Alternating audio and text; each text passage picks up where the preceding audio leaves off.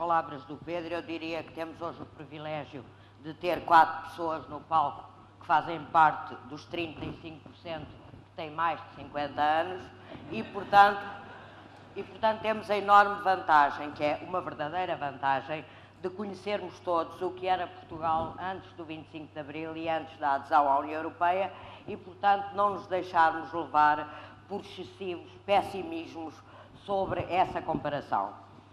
Este painel chama-se Portugal Europeu e Agora, é a grande questão que se nos põe neste momento. Devemos abandonar um pouco o torpor em que estamos mergulhados quando esta crise nos caiu em cima e, de alguma maneira, nos eurodeprimiu, como dizia ontem o engenheiro João Cravinho, não nos tornou eurocéticos de maneira nenhuma, mas eurodeprimiu-nos. Temos de abanar este torpor e encontrar uma forma de olhar para a frente. Compreende-se esta eurodepressão. Quando entramos na União Europeia, pensávamos, há 25 anos, pensávamos que a União Europeia nos ia proteger para sempre dos males do mundo e dos nossos próprios males. Percebemos agora que isso não era assim. Temos de olhar para a frente de outra maneira. Temos de perceber que a Europa é muito mais exigente do que nós pensávamos. Essa Europa, como diz o professor Eduardo Lourenço, é aquela que nós sempre quisemos, a Europa rica para além dos Pirineus. Não é fácil chegar lá, mas é nosso dever e esta conferência, que reúne imensa gente, não só gente que sabe muito sobre estes assuntos, mas gente que está muito interessada nestes assuntos, é uma, digamos assim, é uma forma de mostrarmos que temos capacidade de olhar para a frente. O Augusto Mateus, que em maio deste ano, nos ofereceu para debate um trabalho extraordinário sobre o retrato do país nestes 25 anos da Europa, vai hoje fazer a intervenção principal neste painel, dando como adquirido esse conhecimento, esse retrato, e procurando olhar para a frente. E agora? Os dois comentadores que falarão a seguir, creio que também procurarão olhar para a frente e começar a tentar responder a esta ideia do e agora, que é o desafio que temos perante nós. Não me quero alongar, mas cumprindo aquilo que tem sido o guião destas sessões, sou obrigada, apesar de toda a gente os conhecer, a fazer uma brevíssima apresentação dos oradores. Começo pela minha direita, António Barreto, licenciado em Sociologia na Faculdade de Economia, de Ciências Económicas e Sociais da Universidade de Genebra, disse bem, não é fácil, doutorado em Sociologia, também na Universidade de Genebra. Hoje, o rosto da Fundação Francisco Manuel dos Santos, que nos proporciona este debate,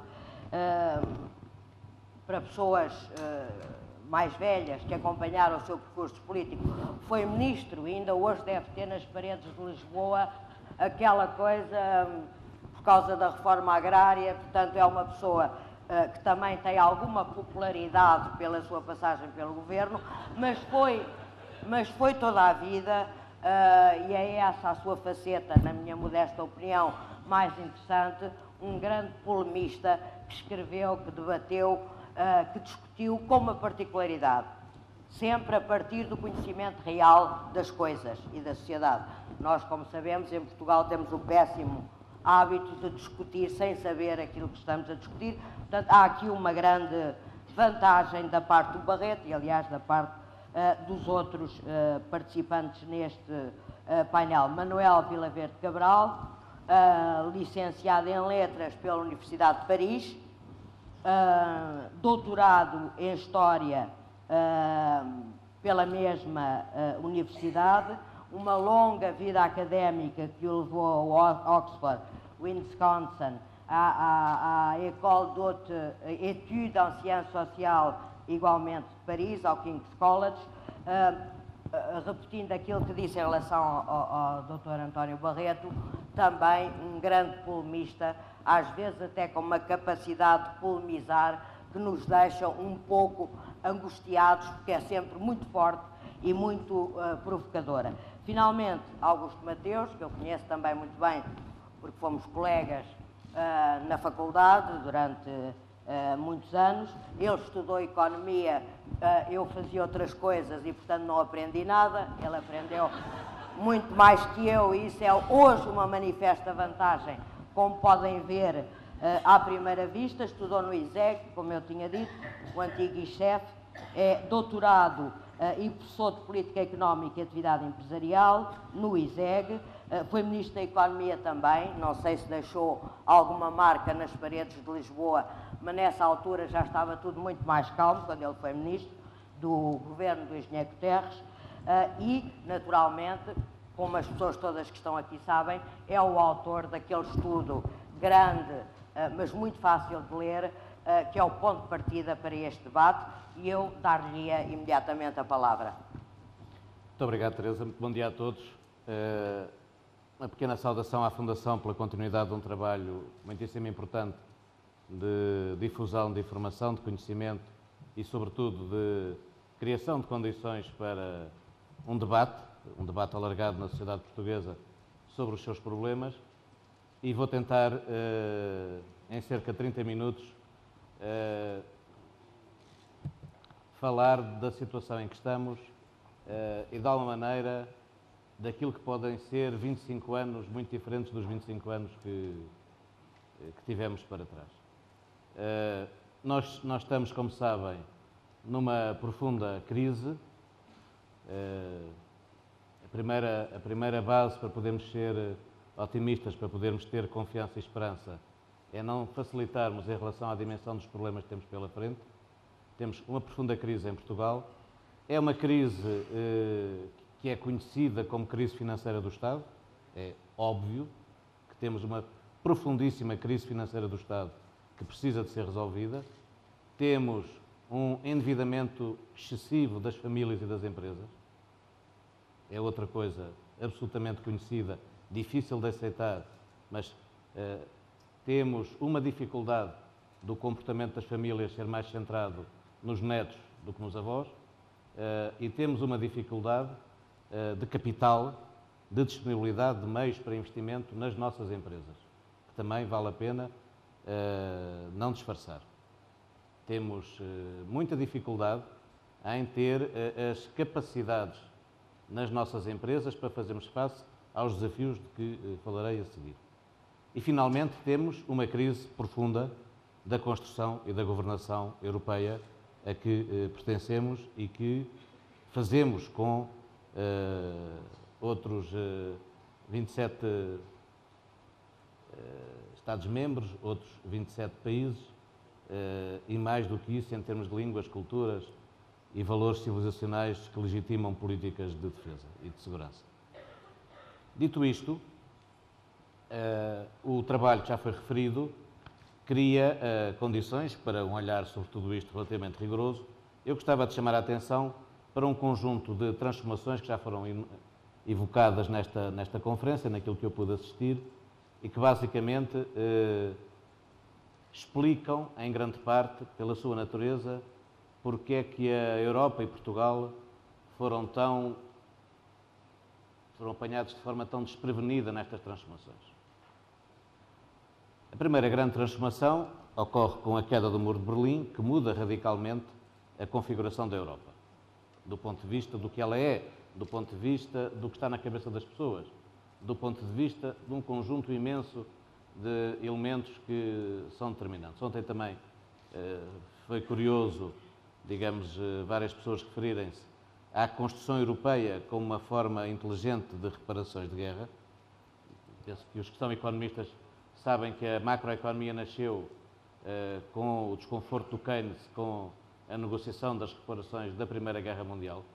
O Keynes insurgiu-se contra o seu governo dizendo: o que me estão a pedir para fazer como negociador inglês é absolutamente idiota, porque as reparações que estamos a exigir à Alemanha, das duas uma, ou a Alemanha não cumpre e temos uma nova guerra, ou a Alemanha cumpre e se cumpre é porque se tornou muitíssimo mais competitiva do que nós. Isto é, foi capaz de aumentar a produção de riqueza, foi capaz de exportar e, portanto, gerar emprego que nos vai tirar a nós.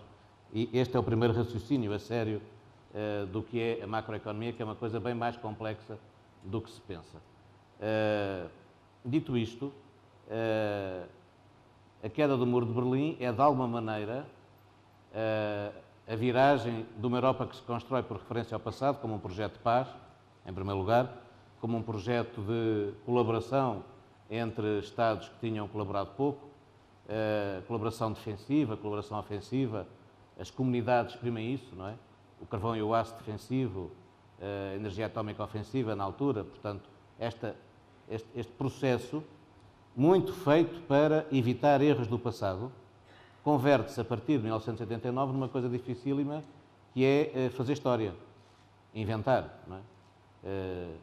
Nós discutimos muito federalismo, não federalismo, enfim, no essencial, a União Europeia, a Constituição Europeia, ou uma união de povos, de culturas, de regiões, de Estados, de pessoas, de empresas, ou é isso, ou não é nada.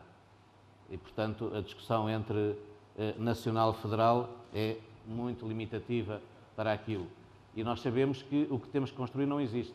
Não podemos construir uma verdadeira União Europeia, um modelo de governo que funcione, um quadro colaborativo fazedor de futuro e de civilização e de progresso, se não inventarmos uma coisa que não existe. Que não é, na minha opinião, obviamente contestável, um Estado federal como os outros, com os pequenos toques particulares. Não é nada disso, na minha opinião, o projeto europeu. E a grande novidade da queda do Muro de Berlim é que, a partir daí, não é olhar para trás, é olhar para a frente. E olhar para a frente é mais difícil do que olhar para trás. Em segundo lugar, o mundo trouxe-nos uma realidade a que nós estávamos habituados. Durante séculos, as economias mais desenvolvidas lideraram o crescimento à escala mundial. Primeiro o Reino Unido, depois os Estados Unidos e, pelo caminho, os países mais avançados da nossa União Europeia. Nós hoje vivemos numa economia mundial que tem duas características inteiramente novas. A média da economia mundial não tem nenhuma economia próxima dela. Portanto, é uma turma, como se fosse uma turma de liceu ou de universidade, é uma turma em que há muito bons alunos e maus alunos. E, portanto, a média não tem alunos. Portanto, quando vemos a economia mundial vai crescer 4%, ninguém vai crescer 4%. Uns vão crescer 8 ou 9 ou 10 ou 11 e outros vão crescer próximo de zero ou vão ter recessão. Portanto, pela primeira vez, nós não temos uma forte convergência do ritmo de crescimento económico. Isto para alguns mais novos pode parecer não ter grande importância. Eu nasci a meio do século XX, rigorosamente a meio do século XX, e, portanto, nesse período do pós-guerra, nos chamados, mais pelos franceses, 30 anos gloriosos, nós tivemos um crescimento muito forte, o mundo nunca tinha crescido tanto, e um crescimento muito igual, entre os que cresceram mais, à volta de 6, 6,5%, e os que cresceram menos, à volta de 4, 4,5%, a diferença é muito escassa. Hoje não se passa nada disso, é aquilo que alguns chamam a economia mundial a duas velocidades, em rigor é uma economia mundial a várias velocidades. E esta resultante de outro fenómeno, que é a aceleração da globalização, criou condições completamente novas para o funcionamento das economias, nomeadamente uma que é muito importante, que é todo o emprego se tornou precário. Isto é, nós vivemos muito tempo numa lógica em que os mercados eram basicamente nacionais, abriam-se, havia relações internacionais, mas não havia mercados globalizados. Um dos problemas da globalização, a que pouco se liga, porque as palavras acabadas em "ão" em português ajudam imenso a não ter um debate, não é? Nós temos um conjunto de palavras que acabam em "ão", com que pensamos ter acabado qualquer frase quando estamos realmente a começar. Basta pensarem, por exemplo, que todos conhecem, uma forte oscilação dos preços de matérias-primas e de materiais à escala internacional. Isso advém dos mercados se terem globalizado sem que as reservas de segurança se tenham globalizado. O preço do petróleo, em grande parte, oscila muito mais, e oscila dramaticamente, como sabem, porque o sistema de reservas foi montado à escala nacional e permanece à escala nacional. E, portanto, as oscilações de oferta e procura nos mercados, com também a admissão de um conjunto de intervenientes nesses mercados que pouco se interessam pelo produto físico, interessam-se mais pela oportunidade de ganhar dinheiro nesses mercados, é o que tem a ver com a sofisticação digamos, das novas formas de funcionar nos mercados virtuais, mercados reais, economia real, economia financeira, enfim, essa transformação conduziu a uma economia mundial que é particularmente desafiante. E claro, o que a globalização tem de diferente em relação à internacionalização é o que nós chamamos uma integração em profundidade. Haverá hoje uma conferência do Danny Roderick, que é uma pessoa que eu prezo bastante e que diz coisas muito inteligentes e muito interessantes sobre tudo isso, portanto, remeto-vos para daqui a algum tempo, ouvirão coisas interessantes sobre esta matéria. A terceira transformação a que nós prestamos pouca atenção é, obviamente, a mudança radical da Europa. Quando nós entramos na União Europeia, fomos, em conjunto com a Espanha, o 11º e o 12º. Depois entrou, digamos, a Áustria, a Suécia e a Finlândia para 15. Nessa altura, Portugal era de longe o país dentro da União Europeia com os salários mais baixos, de muito longe. E com a sua participação, como também o António Vitorino ontem dizia, e na minha opinião, como a dele bem, tentando participar ativamente no aprofundamento, portanto, não ficando apenas do lado do alargamento e do seguro de vida que parecia ser a entrada de Portugal na Europa para todas as nossas limitações e dificuldades. Essa realidade também conduziu a que houvesse uma garantia de gestão da nossa moeda em articulação com a evolução da inflação, que tornou nos anos 90 verdadeiramente Portugal e a Espanha os sítios mais interessantes para investir. Portugal e a Espanha captaram desde 86 até sensivelmente 97, 98, captaram mais de 3/4 do investimento internacional europeu dentro da Europa. E, portanto, tudo parecia fácil. Tudo parecia confirmar que bastava entrar nas comunidades, depois participar na transformação das comunidades na União Europeia e as coisas correriam bem. Há muito mais transformações. O crescimento económico hoje é liderado pelos países emergentes. O motor económico do mundo está no Pacífico, não está no Atlântico. Na Europa, nós perdemos definitivamente, encerramos aquilo que foi o colonialismo, aquilo que foi o acesso durante centenas de anos fácil e barato a um conjunto de coisas essenciais para o desenvolvimento económico que garantiram um elevado nível de vida à Europa. A Europa envelheceu dramaticamente e nós fizemos um pouco na Europa como os condutores otimistas, não é? Pode ser que dê. Pode ser que tudo isto possa continuar, não tendo uma única base para continuar. O nosso modelo social não tem bases para continuar se não tivermos a coragem de o reformar. A Estratégia de Lisboa, curiosamente, dizia, no seu terceiro ponto, a reforma do modelo social, aparentemente era a manutenção do modelo social. Portanto, há um conjunto de coisas facilmente explicáveis, estimáveis. Não é? Querer manter o modelo social europeu tal como está é estimável, é impossível, mas não deixa de ser estimável. Portanto, há um conjunto de coisas que são importantíssimas e a Europa adotou uma posição do primado do papel e lápis, ou do primado da folha oficial dos Estados e da União Europeia, como se eu pudesse resolver todos os problemas através de folhas oficiais. Uns resolvem-se, outros não. E a negação, um sistema de progressiva negação da realidade.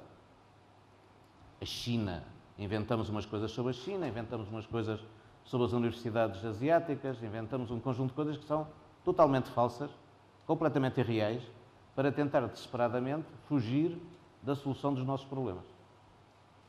E, portanto, esta Europa, nesta situação, sofreu, a seguir a 2002, 2003, uma transformação profunda.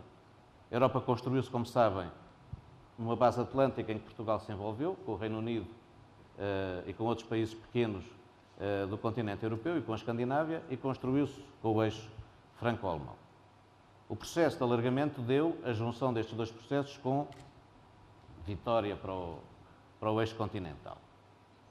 Mas a Europa hoje não é nada disso, não é banana, é um espaço contínuo em que a Alemanha se unificou e criou um espaço de colaboração ativa que vai da Holanda à Bulgária e que pelo meio tem o norte de Itália e tudo o resto. são são quase 200 milhões de pessoas, onde está, digamos, feito em poucos anos a transformação da Alemanha, que era um país deficitário na balança de rendimentos, ou seja, não conseguia captar rendimentos de capitais, não é? Era o país mais deficitário na União Europeia, hoje é claramente sedentário e o mais sedentário. Investiu pesadamente nessas economias, Polónia, República Checa, Eslováquia, reconstruiu nessas economias a sua competitividade de custo e, como ontem já foi dito pelo Félix Ribeiro muito bem, tem uma especialização muito ajustada àquilo que é o dinamismo económico do mundo. Países emergentes, países a fazerem cidades não de 5 milhões nem de 2 milhões, mas cidades de 40 e de 50 milhões. Portanto, países a motorizarem-se rapidamente, a desenvolverem-se industrialmente e a fazerem cidade. E as cidades a surgirem no mundo, como sabem, como um novo site da criação de riqueza, que nós também tendemos a não privilegiar. As cidades bem proporcionadas, as cidades bem organizadas, as cidades que são centros de facilidades, não as outras, têm uma característica que é nós podemos fazer mais com muito menos. É um espaço de maior liberdade. É um espaço muito mais adequado para fazer o casamento do conhecimento com a atividade económica. E, portanto, neste mundo, nós na Europa falhámos bastante na sua percepção. Dito isto, a crise portuguesa, que está descrita no nosso trabalho, é também uma crise europeia, na medida em que é uma crise de falhanço do Pacto de Estabilidade. Eu já estou a descontar, porque tem que ser assim, não é Pacto de Estabilidade e Crescimento. A Europa tem que perceber, e os portugueses têm um papel muito importante na Europa, a explicar a outros, que a maioria dos portugueses acham que são mais avançados e não são, que não é por se dar nomes a coisas que não podem ter esse nome que as coisas passam a ter esse nome. Não é por a França, a meia hora de acabar uma cimeira, escrever que o Pacto não é de estabilidade, é de estabilidade e crescimento, que o Pacto passa a ser de crescimento. O Pacto é de estabilidade. E com o Pacto de Estabilidade falhou rotundamente. Uma regra que é mais vezes violada do que cumprida, há muito tempo que devia ter sido reequacionada e transformada. É também um falhanço europeu em matéria de política de coesão. É nosso, porque em 25 anos não conseguimos dispensar os fundos de coesão, o que seria possível, mas também é da política europeia, da forma como essa política é definida, da forma como ela é executada, dos fundos que são afetados e da forma como são.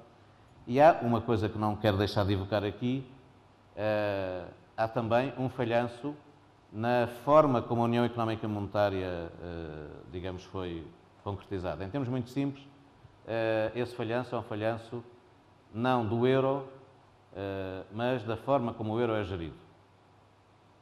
O melhor exemplo que eu posso dar é, eu creio que não passa pela cabeça de ninguém, vendo um péssimo programa de televisão, acabar com a televisão.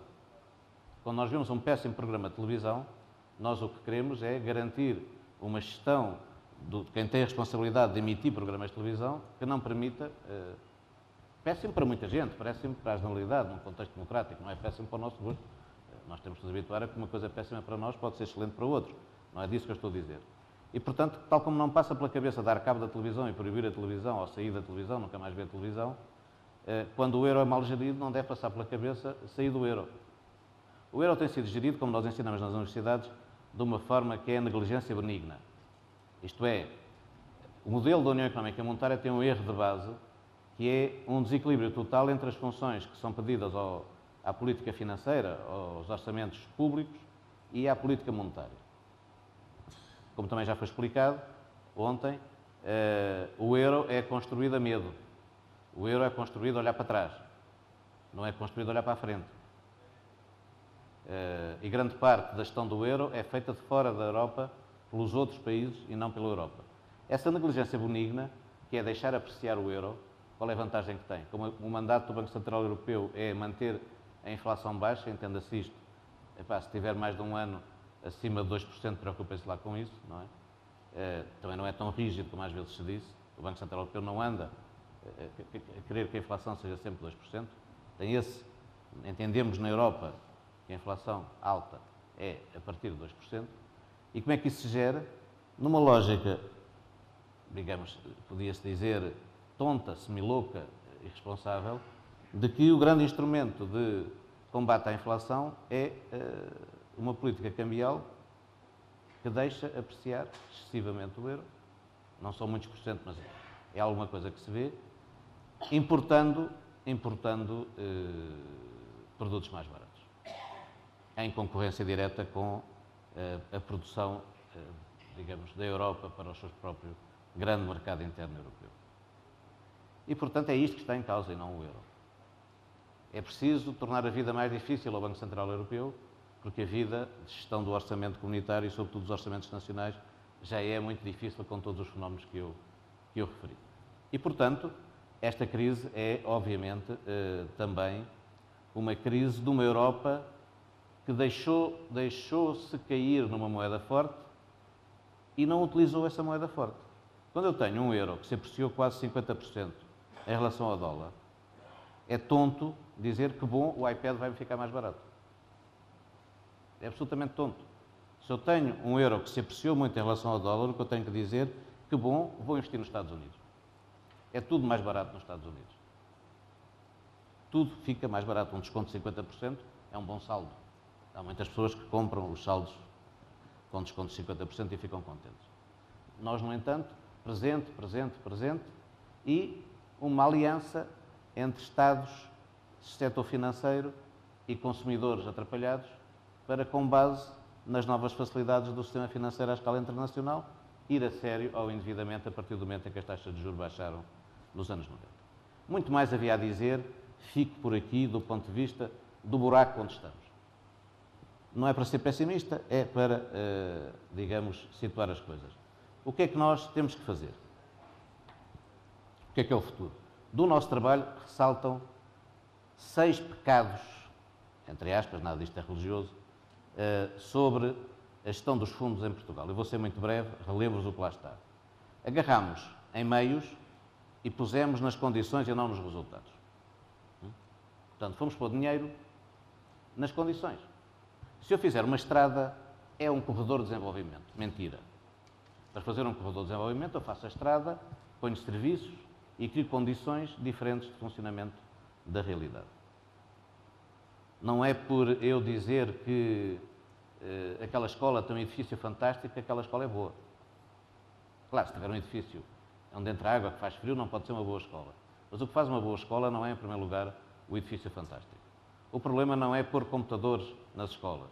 O problema é criar escolas que não dispensem a utilização de computadores, o que é uma coisa radicalmente diferente. Depois, agarramos nos fundos para os clientes. Temos dinheiro para as empresas, para as autarquias, para clientes já estabelecidos, para destinatários com procuras pré-conhecidas, em vez de usarmos os fundos para obter resultados. O que nós queremos é emprego qualificado, o que nós queremos é crescimento, o que nós queremos é coesão. Depois, generosamente, achamos que os fundos era para a coesão. Quando os fundos têm que ser para uma competitividade que nos garanta a coesão, ou seja, em 2 tempos. Se nós aumentarmos drasticamente a nossa capacidade de gerar riqueza, nós entramos na União Europeia com 1/3 da produtividade, pouco mais de 1/3 da produtividade. Temos que fazer um esforço gigantesco para valer a pena e para termos sucesso. Mas achamos que podíamos ir fazer tudo o que se faz quando somos inteligentes, quando temos sucesso na criação de riqueza. Como sabem, o sucesso de um país é criar riqueza, primeiro passo, e mais importante ainda, utilizar bem essa riqueza criada. O sucesso de um país, a sua capacidade de ser avançado, de ser força de progresso social, é utilizar a riqueza criada a favor da população no seu conjunto, criando mais oportunidades, criando mais liberdade, criando maior qualidade de vida. E, portanto, nós achamos que era o contrário. Tudo para a coesão e depois não há dinheiro para manter os investimentos que se fizeram. E fazem-se investimentos a mais. Quarta característica, absolutamente fundamental, e que é preciso destruir em Portugal. Se me pedissem, diga só uma coisa, vou dizer esta. Diga uma coisa para o futuro, roubar todas as máquinas, o acesso do Governo a todas as máquinas de fiambrino. Não é? O que o Governo faz, ou de fiambre, é pegar nos fundos estruturais e parti-lo em fatias tão finas que chega a todo lado. Que dê milhões de fotografias, que todos os membros do Governo possam... Todos os governos fizeram grande parte disto. Nem todas as pessoas que estiveram nos governos concordaram ou alinharam com isto, mas a maioria resultante é esta. milhares e milhares e milhares de projetos.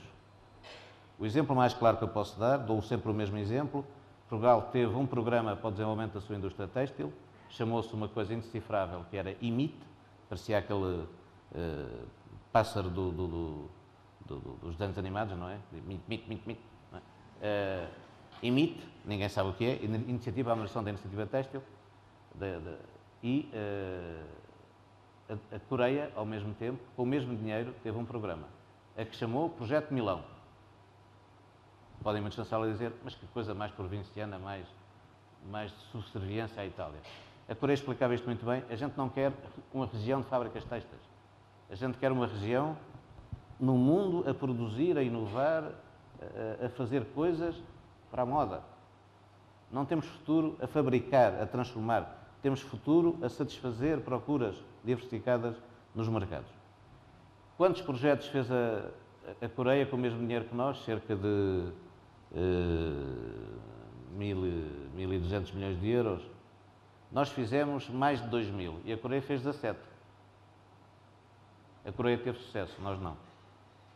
Portanto, a primeira coisa mais importante é nós temos gerido os fundos estruturais com desperdício, sem massa crítica e com repetição.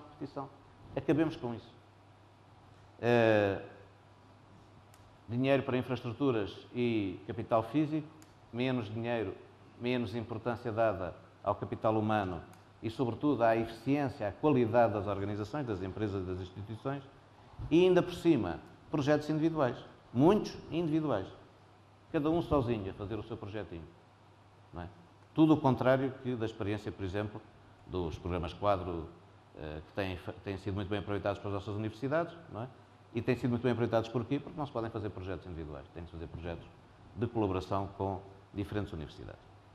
Uma nota teórica sobre isto, quando nós olhamos para o investimento, e o investimento que produz, muito bem, quando olhamos para o investimento e para o investimento que produz resultados, nós temos que perceber que há o que nós chamamos de efeitos diretos, efeitos indiretos e efeitos induzidos. Em inglês, isto fica mais bonito, que é output, outcome e outreach. É como o nosso barco a crescer para chegarmos a todo o lado e para termos mais força. E, portanto, gerir fundos estruturais é gerir coisas que duram. O investimento que a Escandinávia fez na educação no século XIX ainda hoje dura. Nós temos feito investimentos que não duram. Muitas hectares não duraram. E temos feito investimentos muito incompletos. Então, temos nós saída disto. Os próximos 25 anos, na minha opinião, têm que ser construídos por um país que não procura facilidades, que não tem ilusões e que enfrenta os desafios pelo lado da construção de soluções. Nós, na maior parte dos problemas que temos em Portugal, temos uma misteriosa tranquilidade no contacto com o problema e outro misterioso medo da solução do problema. Temos muito mais medo da solução do que do problema. Nós temos muito medo do desemprego, mas ainda temos mais medo da solução do problema do desemprego. Temos medo da perda de eficácia, da perda de força do nosso modelo de proteção social, que foi construído atrasado, mas ainda temos mais medo de pôr o nosso sistema bem melhor do que ele está. E, portanto, temos que encontrar aqui uma atitude que é não fazer força no que somos, porque isso conduz ao aprofundamento da crise, do que somos, do que temos. Temos que fazer força naquilo que temos que alcançar. A política, para valer a pena, se calhar temos uma política que não vale a pena, o P não se vê, a política que vale a pena, o P vê-se, é um P grande, é uma coisa nobre, em que há interesse geral, em que há bem comum, e em que a sociedade não se ri de quem fala de interesse geral e de bem comum. Não é? E nas sociedades em que nós vivemos, a política tem um papel fundamental que é estabelecer regras que dão sentido coletivo útil à procura do interesse individual. As regras são aqui fundamentais. E, portanto, com isto o que eu quero dizer é o nosso Estado foi construído como edifícios, organizações e empregos. Não foi construído como uma entidade fundamental que faz fazer bens e serviços públicos para melhorar a qualidade de vida dos portugueses e para melhorar a competitividade das empresas.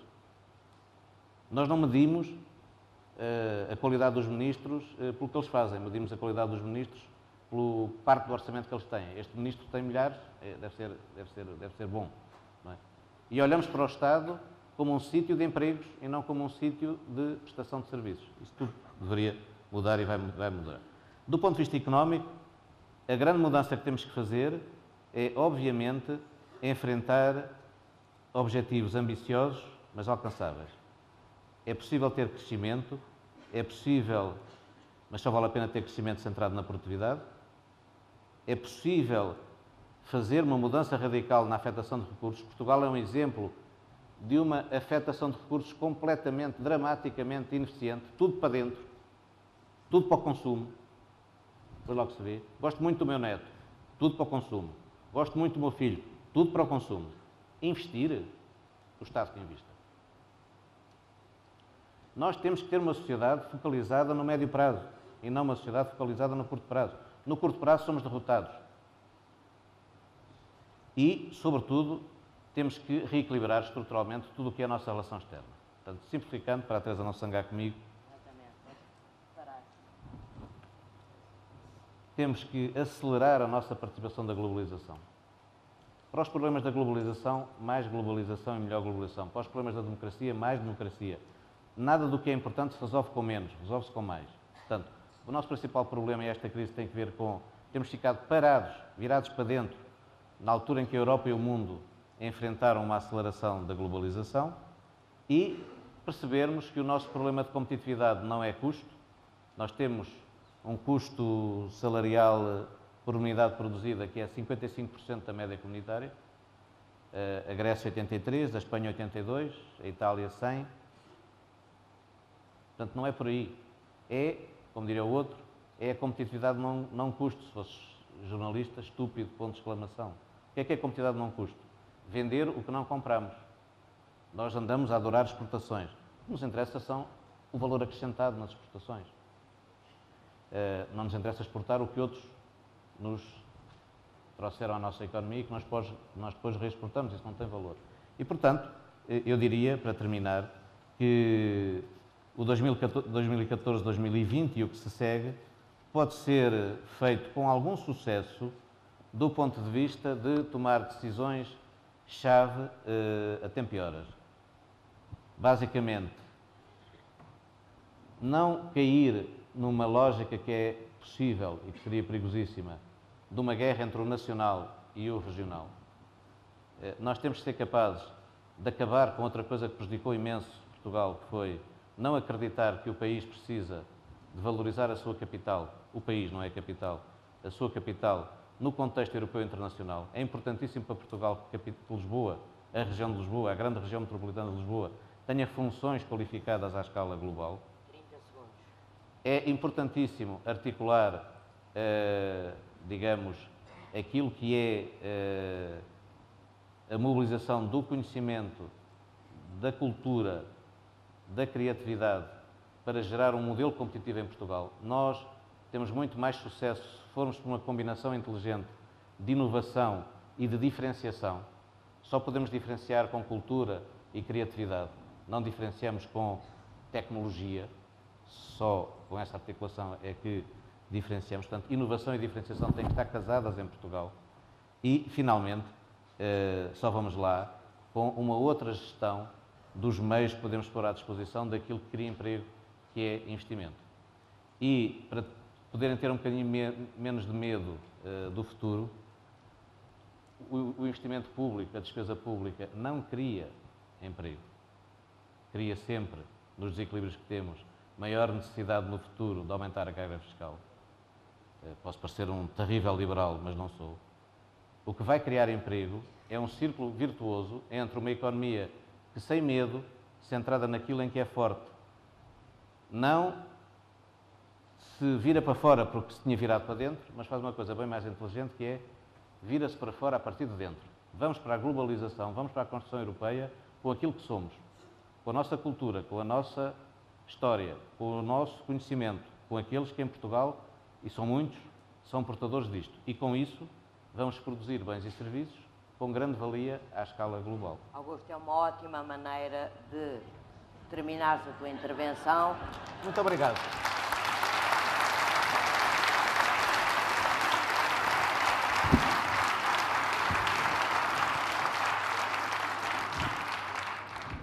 O Augusto Mateus nos disse precisamos de olhar para fora, de não ter medo da globalização, não ter medo da Europa. É uma excelente síntese. Eu passava agora a palavra ao professor António Barreto. 10 minutos, já leva 2 de tolerância. Portanto... Muito obrigado, Teresa. Bom dia a todos, que ainda não tive oportunidade de saudar. Obrigado, Augusto Mateus. O tempo é curto, infelizmente, o trabalho é grande e o problema é enorme. Vou tentar focar no que para mim é o essencial. Só quero acrescentar que o trabalho do Augusto Mateus é um dos trabalhos que a Fundação Francisco Manuel dos Santos fez nestes 4 anos que mais nos orgulha. É um trabalho único na Europa. Por isso mesmo estamos a tomar providências para o traduzir em inglês e para o enviar a todos os países que pagaram fundos, países que receberam fundos, países que estão há muito tempo na União Europeia, países que estão há pouco tempo na União Europeia. Este trabalho não foi feito em nenhum sítio. E é por isso, para mim, um motivo de orgulho para a nossa Fundação e motivo de orgulho e de agradecimento também à colaboração fantástica do Augusto Mateus. O que o Augusto acaba de nos dizer e que veio um pouco alterar a preparação do comentário que eu tinha feito, foca muito no agora, que é a segunda parte do nosso título. E agora? Eu não ponho em causa pessoalmente os resultados positivos de 30 anos de integração europeia. Como não ponho em causa também o enquadramento global ou sistémico de Portugal dentro da União Europeia. E estou mesmo convencido que a União Europeia e este enquadramento e os fundos foram absolutamente condição de democracia, de estabilidade política e de liberdade. Nós saímos de um período muito mau, nós perdemos muito tempo, nós com a guerra colonial, a ditadura que se prolongou, a revolução, a contra-revolução, a descolonização, com isto tudo nós perdemos 20 anos, 30 anos. Comparemos com a Espanha, comparemos com os países de leste, que tiveram que fazer mudanças parecidas, perdemos muito tempo. Este tempo perdido, não vou agora elaborar sobre isso, mas uma parte deste tempo perdido e dos recursos perdidos e das sequelas criadas e das feridas feitas pode ser cicatrizado ou ultrapassado ou recuperado com a pertença à União Europeia, com o enquadramento geral europeu, com a ajuda dos fundos. Nós já tínhamos falta de capitais há 20 ou 30 anos, não é de agora. E tudo isto contribuiu no sentido positivo. Eu não esqueço que há 4 ou 5 meses, quando fizemos a primeira apresentação pública do trabalho do Augusto, ele escreveu um artigo que impressionou algumas pessoas, que o artigo, que era uma espécie de síntese da parte dele nos jornais, que foi publicado no Diário de Notícias, ele escolheu um título terrível, que é o semifalhanço. O semifalhanço. Para uma pessoa como ele, tão envolvida na empresa, na consultoria, na política, no governo e na União Europeia, ele fez praticamente tudo o que se podia fazer dentro disto, era uma palavra muito forte e que exigia, evidentemente, mais esclarecimento e mais discussão entre nós. Para mim, um dos aspectos do semifalhanço é a indisciplina. Eu era, não sei se feliz ou infelizmente, era favorável ao euro nos anos 90, sempre fui, defendia o euro com unhas e dentes e tinha um critério essencial para mim, que era disciplina financeira. E dizia eu, era inocente, que a Europa, a União Europeia e os alemães iriam pôr disciplina nos políticos portugueses e na decisão portuguesa. E quando chegasse a Europa, nós nunca teríamos mais demagogia financeira do Estado. Foi o contrário. A demagogia financeira e as contas públicas portuguesas receberam um grande conforto para poder prosseguir mais uns anos. Agora não. Mas isto resultou nessa altura. Ora bem, para ir ao essencial, diz-se em Portugal, dizem-se coisas terríveis. Portugal é um país muito má língua e dizem-se coisas terríveis sobre os fundos europeus. É tudo maldraviço. Metem o dinheiro ao bolso. Os partidos abutelaram-se com a maior parte. Isto foi só para os ricos. Fizeram-se obras inúteis. As coisas que se dizem são terríveis. E, a meu ver, 70%, 80%, 90%, não sei quanto, é mentira. O contributo global em 20 ou 30 anos dos fundos, de qualquer dos fundos que seja, mesmo que a Europa tenha falhado a coesão, ou o programa de coesão, o contributo foi enorme. Mas eu já não quero festejar ou felicitar esse contributo, a enormidade, a bondade desse contributo. Eu quero ver a outra parte, a parte de baixo do semifalhanço. Algumas coisas falharam. E, curiosamente, como nós estamos sempre muito focados na honestidade e na corrupção, somos bandidos, os corruptos, o dinheiro no bolso e tal, nós esquecemos que há coisas mais importantes neste caso, que é a avaliação, a justeza das escolhas. Eu não tenho a certeza que construir uma autoestrada onde não passa ninguém, que seja um problema muito grave do ponto de vista de justiça, é um problema muito grave do ponto de vista económico e social. Certamente, talvez até mais do que um problema de corrupção. Ora, o que isto faz, quando o Augusto Mateus e qualquer um de nós diz, agora para o futuro tem que ser diferente. Nós vamos fazer diferente. Vamos fazer diferente como? Vamos pedir a quem? Ao Tribunal de Contas? Com certeza, já devia ter feito mais trabalho. À Polícia Judiciária e aos tribunais? Também, mas não chega para nada. Ao Parlamento? Às consultoras? Às empresas de consulta internacionais e nacionais? Mas elas estão envolvidas, muitas vezes, depois na aplicação e no desenvolvimento económico. Às empresas privadas? Mas elas estão envolvidas e estão metidas nisso. Às universidades? Elas estão tão afastadas de tudo isto, podiam trabalhar mais, podiam fazer mais. Há decisão política do Parlamento, mas o Parlamento já provou que não tem capacidade. Ao Estado, o Estado não tem capacidade técnica. Nós, nestes 30 ou 40 anos, nós portugueses, destruímos uma parte importante da capacidade científica e técnica do Estado, na crença absoluta nas empresas de consultoria, nos escritórios de advogados, nessas coisas que vocês conhecem e que sabem, e retirou-se ao Estado capacidade científica e técnica para analisar, avaliar e melhorar as nossas escolhas. Eu nunca esquecerei que o romance, a telenovela do Aeroporto de Lisboa e do TGV, que permitiu que as mesmas empresas, as mesmas universidades, as mesmas faculdades dissessem o mesmo e o seu contrário em 15 dias de diferença ou com 6 meses de diferença. Portanto, nós estamos num problema, para mim é este o problema político central.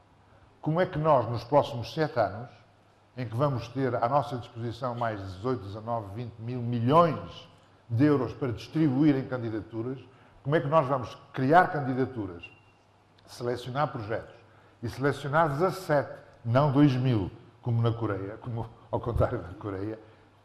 Quem é que vai fazer isto? Estrangeiros, portugueses, universidades, privados, públicos, decisão política. Mas nós estamos conscientes que nós estamos a assumir que nem a política tem capacidade de decisão, que Portugal é curto, que é muito pequenino, não tem peso específico, não tem massa crítica, não há empresas, nem universidades, nem cientistas, nem técnicos suficientes e suficientemente independentes, suficientemente isentos para poder analisar a decisão. Este é, para mim, o mais sério e o mais grave problema, porque a resolução deste problema vai definir a linha de criação do Estado democrático no futuro. Muito obrigado.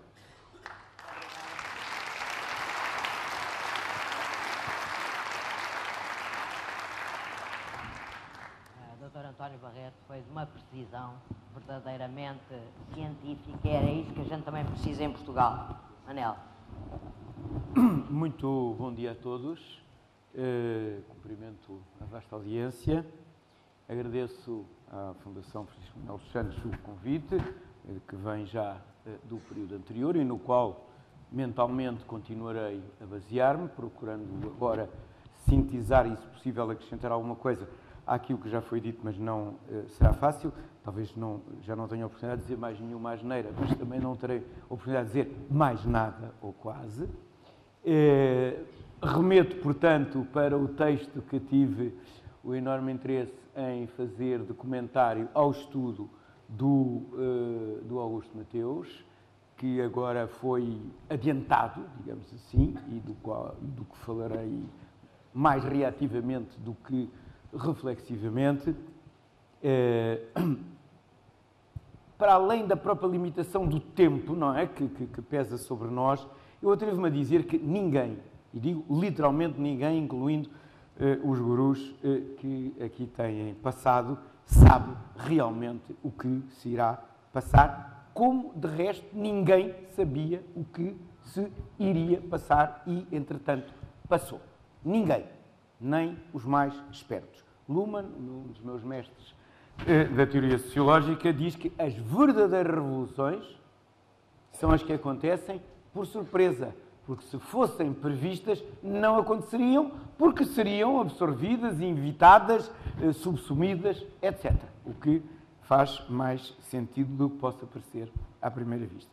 Portanto, não é, se houver uma revolução, não será aquela que alguns na rua andam a pedir. Disso podemos ter a certeza.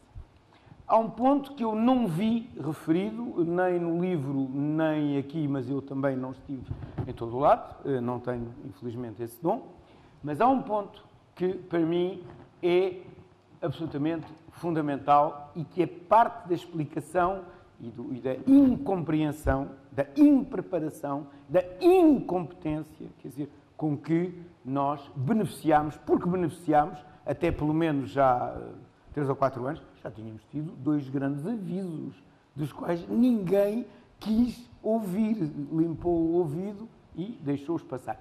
É que nunca votámos, não é só nunca votámos, nunca tivemos oportunidade de coletivamente debater, entramos, não entramos, com que vantagens, com que custos para ganhar, perder.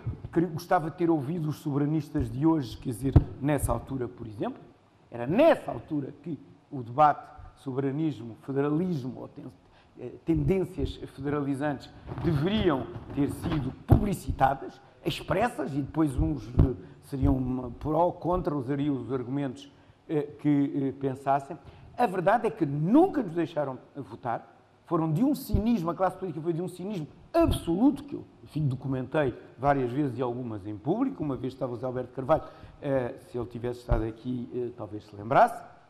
Como, de resto, nunca nos deixaram, tão pouco, votar, discutir, pronunciar-nos sobre qualquer dos atos fundadores da nossa alegada, e digo alegada, democracia. Nossa democracia hoje é não ser preso por dizer mal do governo e ter a oportunidade de eleger uns senhores que, de qualquer maneira, farão necessariamente o mesmo, sobretudo desde que entramos para a Europa. E, portanto, digamos, o que se entende por democracia, isto é, o compromisso, digamos assim, nas orientações, quer dizer, fugimos, e daí, de resto, as abstenções maciças, e preparem-se.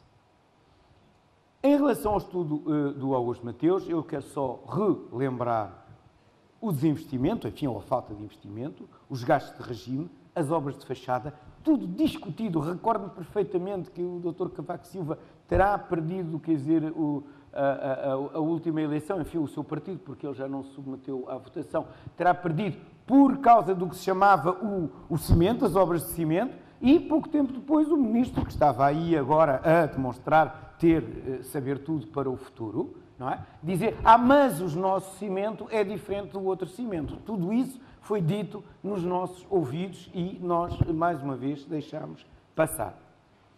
O facto de Portugal se ter tornado o primeiro ou o segundo país mais consumista da Europa, que não éramos. Portugal, antes de aderir à União Europeia, chegou a ser o segundo país com maior taxa de poupança do mundo, a seguir ao Japão, com 27%, e recordo com saudade o António Borges, quer dizer, que me dizia, veja lá na sociedade, quer dizer, o que é que aconteceu, que a gente poupava imenso e deixou de poupar. Poupávamos quando éramos pobres e deixávamos de poupar quando éramos ricos, o que não deixa de ser paradoxal, e normalmente a verdade é aí que se esconde. Um consumismo que sabemos foi promovido pelos governos, é o chamado subprime, os bancos, as grandes empresas.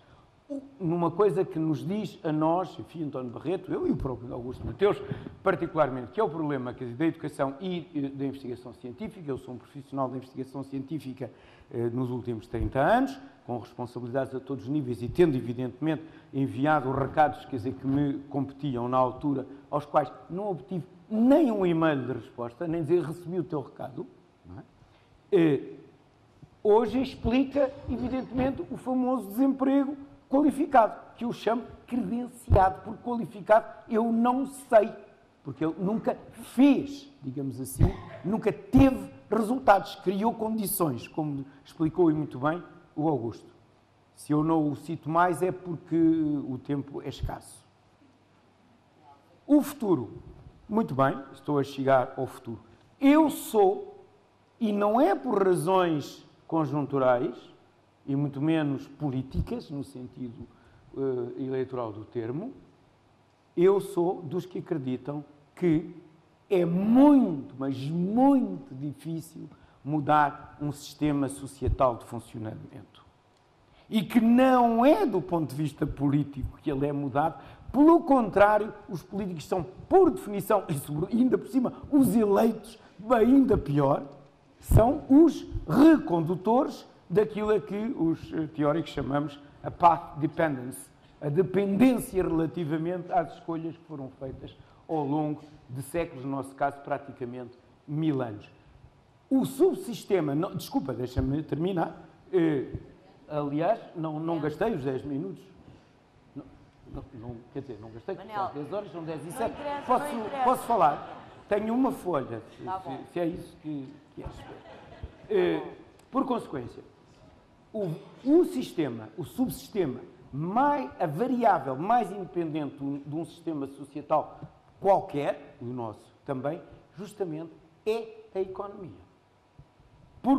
E tanto mais quanto ela está globalizada, em que, portanto, quer dizer, as variáveis que a integram, quer dizer, nos escapam e, por consequência, se nos impõem, enfim, sob pena de praticamente autoexclusão, que aparentemente o país está a tentar evitar, não só o governo, que essa é, enfim, a sua função oficial, mas o próprio país aparentemente está a tentar empurrar o melhor possível com a barriga. E nesse sentido,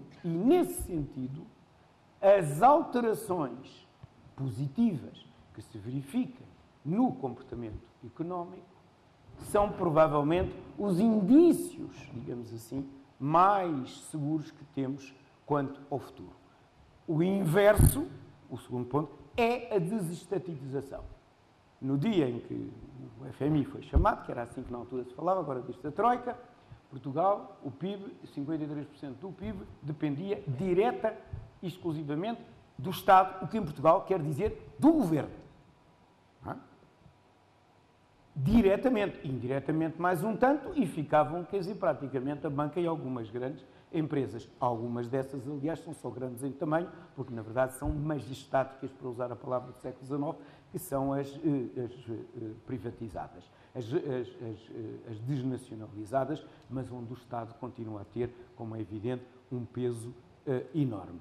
Portanto, a perda relativa do poder do Estado e da classe política, por consequência, que vive única e exclusivamente desse poder, pode ser, digamos assim, o complemento de uma economia mais, digamos assim, mais privada, mais orientada, quer dizer, ao benefício económico.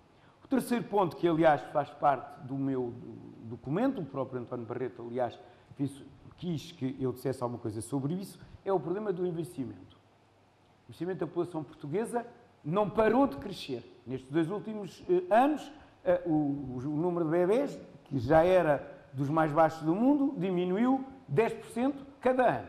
Portanto, neste momento, a nossa taxa de reprodução deve estar praticamente em metade do que seria necessário. Faltam 2 minutos. 2 minutos. Ora bem, o envelhecimento tem que ser olhado de 2 lados. Tratar-se do envelhecimento como custo, neste momento, 1/3 do eleitorado português, imaginem que nos juntávamos, são pensionistas. somos pensionistas. Um terço. Um terço.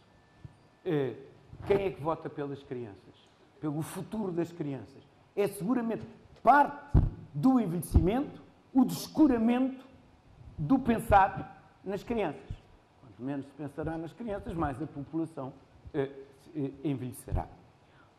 Pensar, portanto, menos no investimento como custo, que é enorme, a reforma do sistema de segurança social, basicamente é disso que estamos a falar, o teto que foi prometido há 20 anos, ou há 17, e que nunca foi posto em prática, e pensar o envelhecimento como mercado e mais como empreendedorismo e refazer, por exemplo, o fundo de investimento, etc., nesse sentido. Há uma questão que eu deixo então até para a última, só como um ponto de interrogação.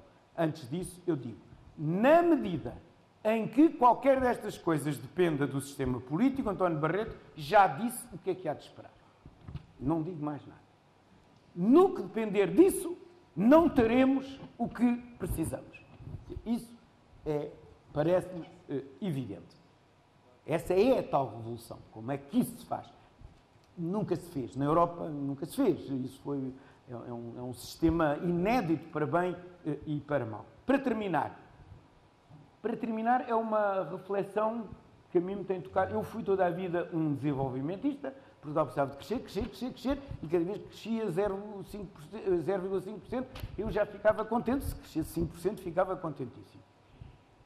E se nós nos dessemos conta que os crescimentos do passado, num continente como a Europa, num país como Portugal, nunca mais vão ser, como já foram, pelo menos num futuro previsível para a maior parte das pessoas vivas que aqui estão, e seguramente na minha, que é admitir um crescimento, vamos dizer, não vamos dizer crescimento zero, que é um conceito bem antigo, não é novo, mas um crescimento de reposição, que, na minha opinião, uma população para mais envelhecida como a portuguesa pode, digamos assim, conceber, tem capitais acumulados, apesar de tudo, quer dizer, que nenhum dos emergentes terá, e, portanto, pensar o objetivo final, não 5, 6% para recuperar, quer dizer, num curto prazo, etc., mas pensar numa reposição,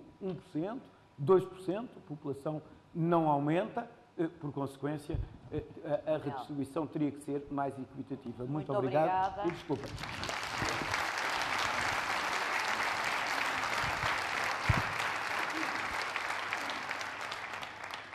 Temos apenas 7, 8 minutos para as questões que quiserem colocar. Eu só dizia, em jeito de síntese, que o Augusto fez uma exposição muito virada para fora e apostando na nossa capacidade. O Manel Vilaverde e o António Barreto apresentaram-nos um cenário mais pessimista que se justifica porque tem bases reais e que talvez também nos ajude a não ter ilusões para o futuro e perceber que a Europa e o mundo serão muito mais exigentes connosco do que foram até agora. Aceito inscrições para questões. Há também uma regra para as questões. 1 minuto. Obrigado. Eu agradeço muitíssimo, Presidente, que organizou esta excelente iniciativa. Só tento vir depois do almoço ontem. Muito rapidamente. É bom, e talvez a Fundação pudesse fazer, também estudar os casos que correram bem, porque isso é ilustrativo, tem efeito demonstrativo. Eu dou em termos, e ponho em causa, enfim, já estamos a falar isto do outro sábado, dentro da dispersão concentração. Eu penso que ela deve ser o que é bom e o que é mau. Não interessa se é concentrado, se não é. A senhora que sou lá ao Parlamento Europeu, concentrado, tudo em Paris, no fundo, mas não é isso que nos interessa. Eu só dou 3 exemplos para estudar, que muito comezinhos, mas que conhecem melhor do que eu. O caso do calçado, porque é que deu bem? Não sei se é uma constatação. O caso da metalomecânica, enfim, uns amigos meus ali perto da minha zona têm uma fábrica que aumenta a exportação dos anos para a Volkswagen e para a Peugeot, e o caso, por exemplo, das tecnológicas que conseguem concorrer com a NASA. Por outro lado, enfim, eu que sou académico, sou a favor da tal ideia de ir tudo para a formação pessoal. Mas, por exemplo, no Fundo Social Europeu terá tudo corrido bem, há um bocado que correu mal do que foram obras, e bem no que não foi, portanto, é preciso cautela com isso. Mas a sugestão que eu faço à Fundação estudos setoriais do que correu bem. E porquê correu bem? Eu fui relator do Parlamento Europeu para a indústria do calçado e na Itália, que é o líder mundial naturalmente do calçado, portanto há grande dispersão e portanto eu não sou capaz de individualizar uma marca de calçado e conhecer aquela gente lá. Obrigada.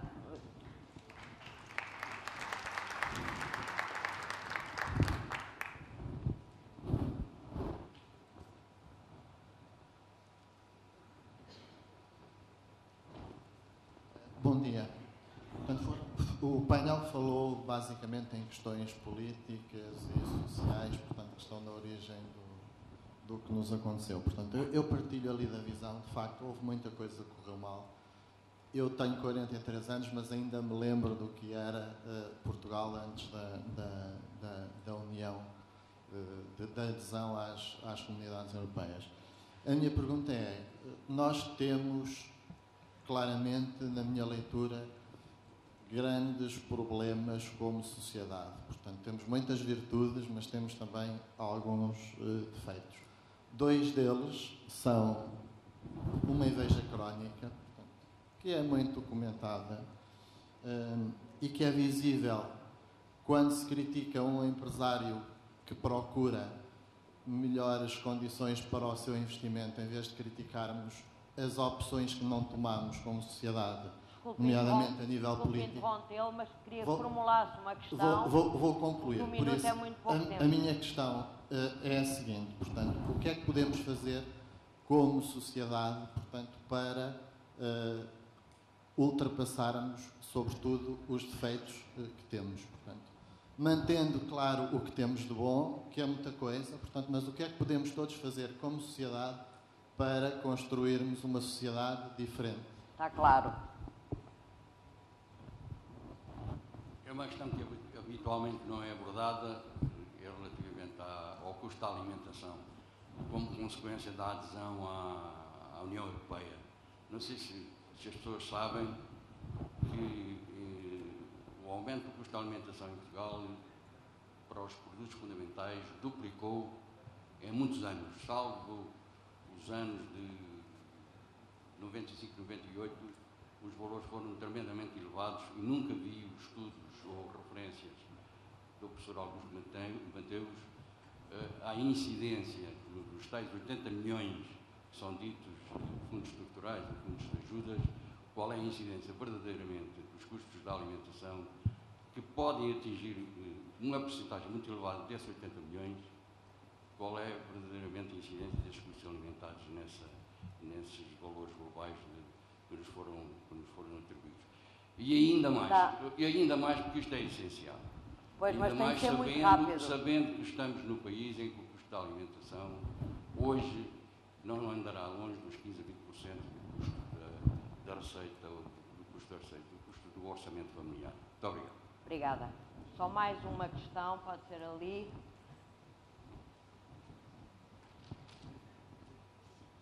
Obrigado, doutora.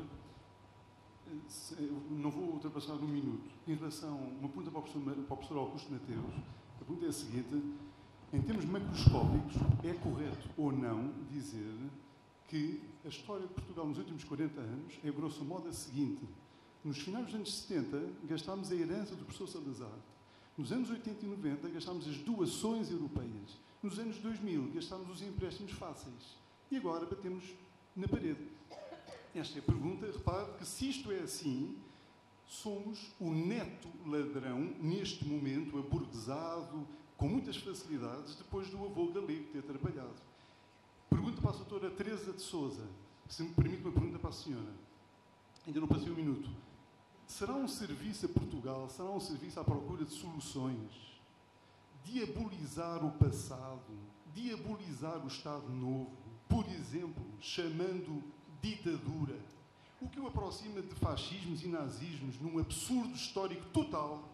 Acha que é um serviço ao país? E também ao professor Barreto, também chamou de ditadura por 2 vezes. É um serviço ao... Vou já terminar, doutor, isto é importante. Não, já fez o seu ponto. Todos não, ainda não está claro. Não, mas é que eu não posso dar-lhe mais doutora, tempo. 15 segundos para dizer o seguinte: é que, se estão a diabolizar o passado, não vão encontrar no passado muito de solução para o país de hoje, com ensino técnico, com níveis de autoridade manifestamente razoáveis, que não são Está ditatoriais. feito o seu Singapura ponto. não é uma Desculpe, ditadura. tenho que passar. E vou já passar. Obrigado Tenho antecipadamente. que passar. Deixe-me agradecer, doutora. Agradeço antecipadamente as respostas que entendo. Muito obrigada. Muito obrigada.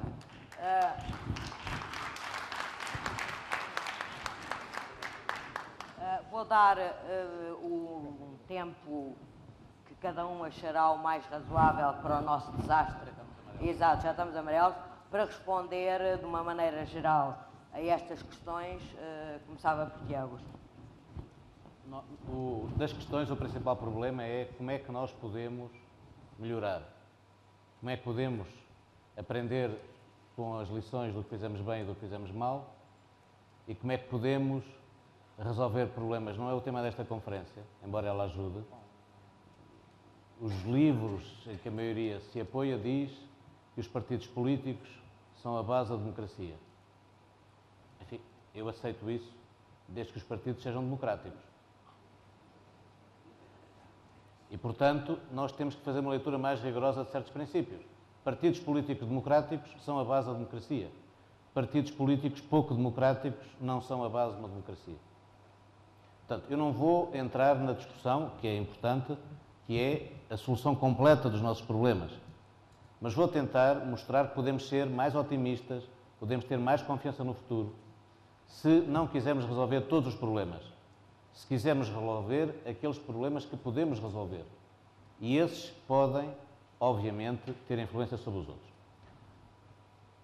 As populações, em todos os países mais ou menos democráticos, têm sido capazes de exigir mudanças quando essas mudanças são absolutamente necessárias.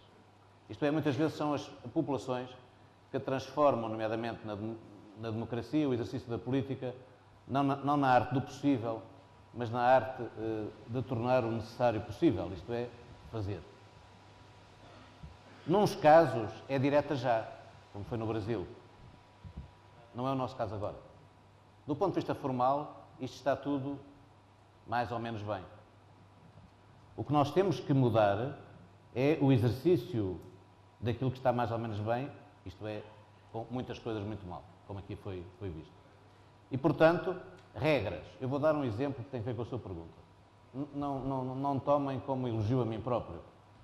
Eu estabeleci, com a liberdade que tem o Ministro num governo dos nossos, estabeleci uma legislação que era o quê? Grande distribuição, poderia abrir mais lojas, poderia obter licenças para implantar mais lojas, em função de quê? Critério número 1, compras à produção nacional. Isto é uma regra que se entende. E entende-se qual é o seu reflexo. E todos os nossos grupos, mais os estrangeiros que cá estavam, se adaptaram e apresentaram propostas concretas para poderem obter licenças em função de uma relação com a produção nacional, industrial, agrícola e tudo aquilo que entra nos cerca de 35% a 36% de compras do cabaz de compras da família nos hipermercados e supermercados. Pouco tempo de eu deixar o governo, a legislação mudou. Como é que estão as licenças? Não é o governo, são as autarquias, em função de quê?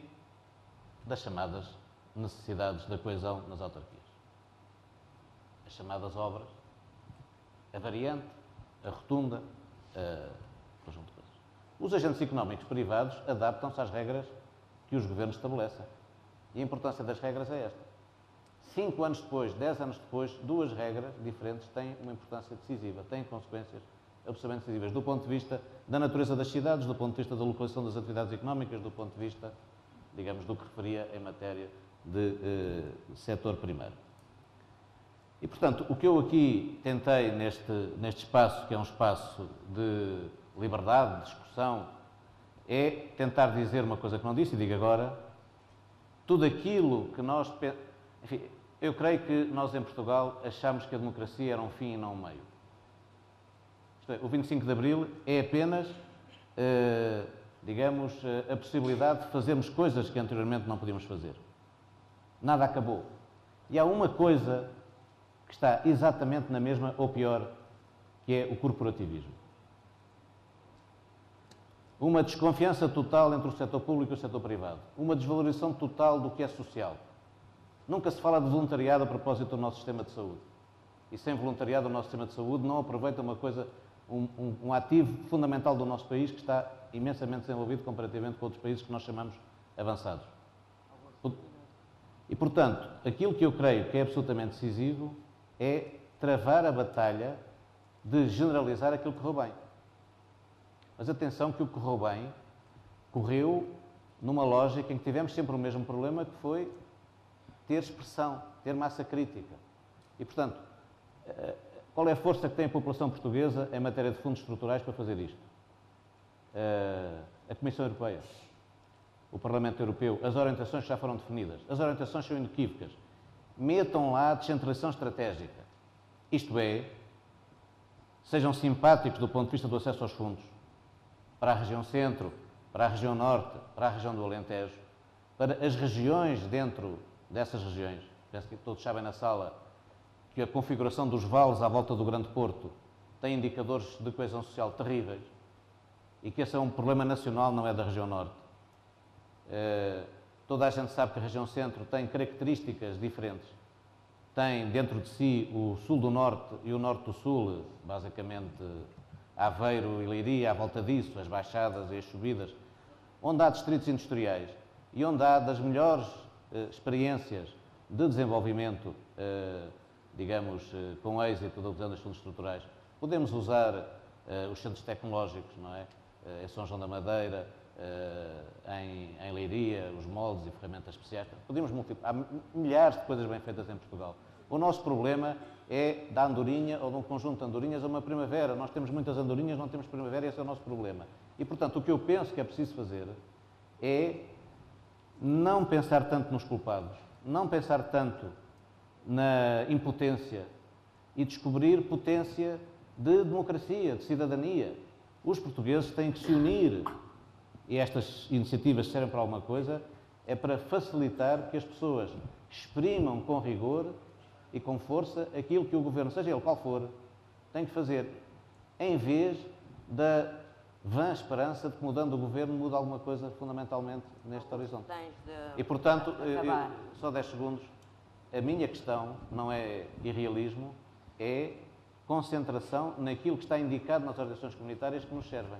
Concentrem lá os fundos, deem território descentralizado, isto é, matem as regiões que querem ser iguais a Lisboa, matem a guerra entre Lisboa e o país, reconheçam que vocês construíram com isto tudo não só as ilhas dos Açores e da Madeira, mas também as ilhas no continente. Nós somos um arquipélago.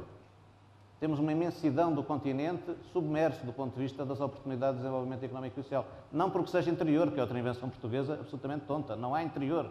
Tudo, a 200 km do Atlântico, tudo é litoral. O interior é a falta de condições. E para ganharmos essa batalha, não nos podemos meter em batalhas tontas de reindustrialização, de indústria, agricultura, fantásticas, serviços péssimos. O mundo hoje satisfaz as populações e cria riqueza com base em cidades e em serviços para a produção, o terciário para o sistema produtivo. Serviços que levam, Portugal já está nesse processo, nas nossas exportações de bem, no calçado, no têxtil, em tudo isso, tudo somado, nós temos mais serviços do que indústria. E, portanto, as guerras de que uns gostam da indústria, outros não gostam, nós temos que matar isso. E se estas discussões servem para alguma coisa, é para uma vontade pública, uma opinião pública esclarecida, que exija 4 coisas claras.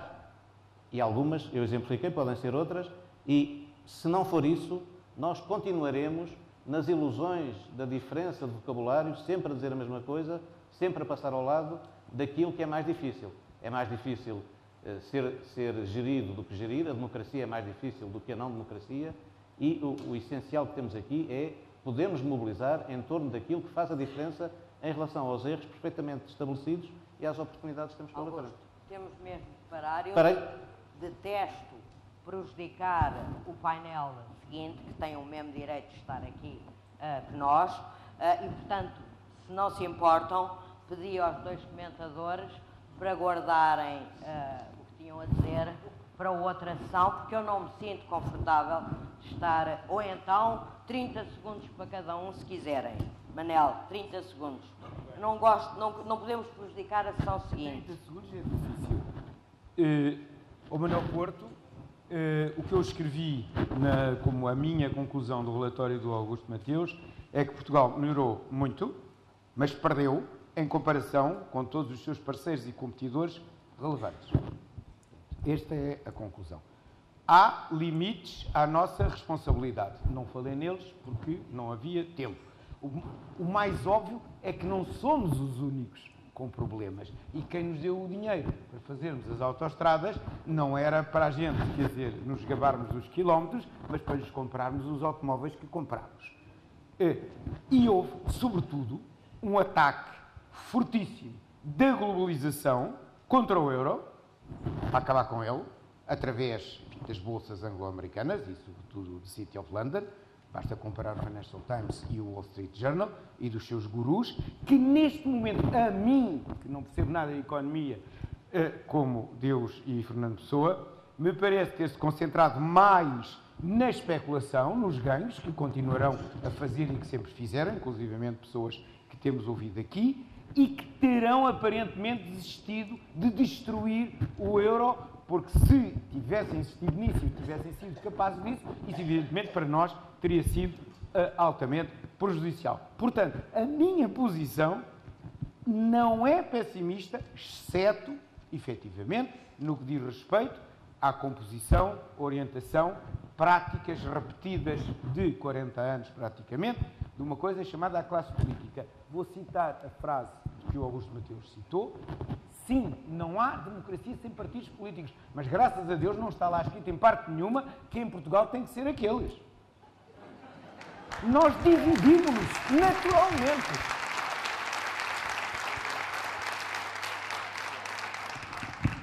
As palmas é um bom método de calar as pessoas. António. 30 segundos. Eu queria dizer àquele senhor que foi ele que pronunciou a palavra fascismo e que ninguém, nem eu, nem ninguém, hoje, nem ontem, jamais pronunciou a palavra fascismo. Ninguém tentou aqui aquecer o debate com a discussão, com esse tipo de discussão. Foi o senhor que o fez. Segundo ponto. Ditadura tem uma definição técnica. A ausência de eleições livres, a ausência de parlamento livre, a ausência de parlamento plural, a existência de uma comissão de censura. A utilização do termo ditadura, neste caso, aplica-se perfeitamente ao antigo regime. E eu devo acrescentar...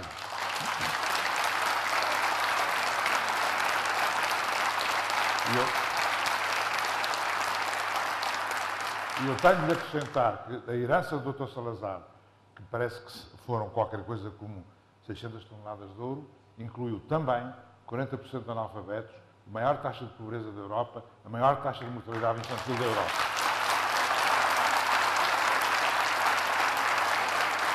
E, finalmente, é a minha convicção e sou incorrigível. Eu prefiro um erro em liberdade do que uma certeza em ditadura. Muito obrigado.